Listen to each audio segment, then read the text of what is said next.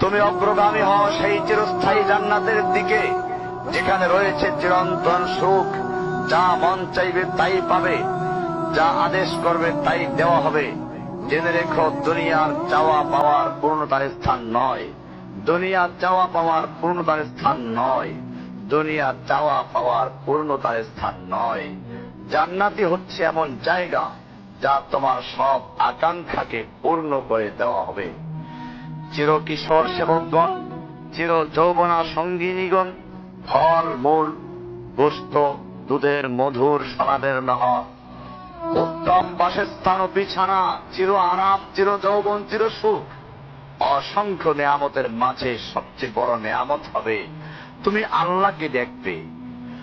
শুধু তোমাকে এটা বলাই যথেষ্ট মনে করছি, সবচেয়ে কম মর্যাদার যে জান্নাত লাভ করবে তা হবে দুনিয়ার 10টির সমান।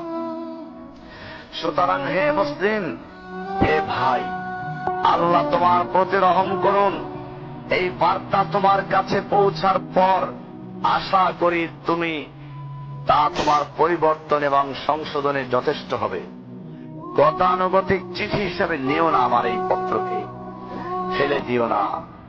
এটা ফেলে দেওয়ার নয়, আল্লাহর জন্য বলছি। এর দ্বারা নিজেদেরকে সংশোধনের চেষ্টা করো।